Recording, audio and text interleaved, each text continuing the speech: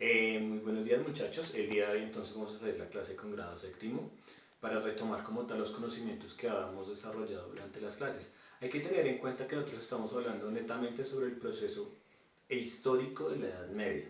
Ahora, hay que tener en cuenta que la Edad Media fue un proceso que estuvo bastante marcado por los componentes que se dieron. Se puede decir que históricamente dentro de la humanidad esto fue la época del oscurantismo, ya que la humanidad no tiene un avance, sino al contrario tiene un proceso o un retroceso dentro de la historia. Entonces vamos a ver los principales componentes que se dieron durante la Edad Media.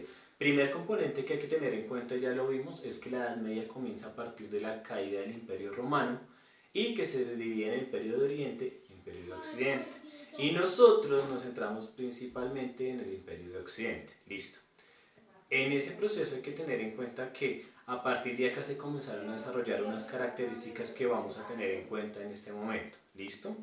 Primero que todo, entonces se vivió en alta y baja edad media. Alta edad media entonces fue donde se dieron todo el fulgor de la edad media y baja edad media, es donde se comienza como a decaer ese proceso histórico que se tuvo en cuenta. Entonces hay que tener en cuenta que primero estuvo marcado por una estructura feudal, que es el feudalismo, donde absolutamente todo lo que tiene que ver con la parte económica, llamémoslo de esa manera, estuvo basada en tierras. El feudalismo fue un sistema económico sustentado únicamente en tierras.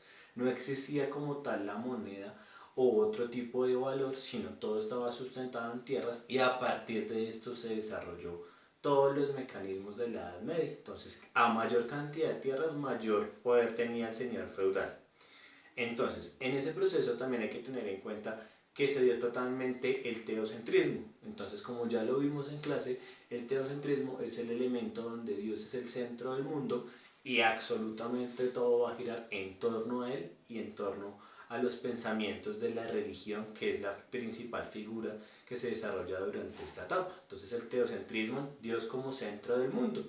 Entonces, dentro de esas categorías ya se podrían establecer estructuras sociales, que son las siguientes. Entonces, dentro de la pirámide social encontramos en la parte superior al rey, que ese rey es nombrado gracias al nombre de Dios, debajo la iglesia, el pueblo y los siervos.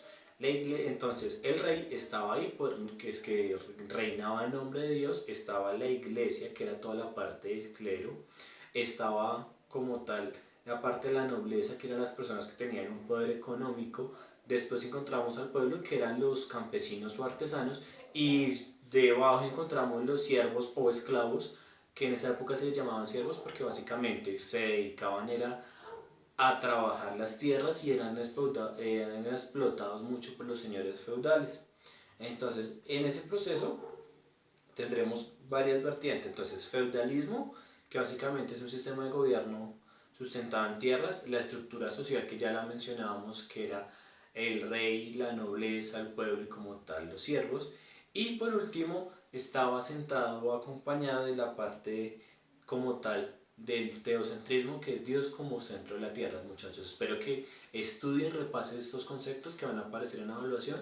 Nos vemos el día jueves con una nueva clase para poder avanzar en las temáticas. Chao, muchachos.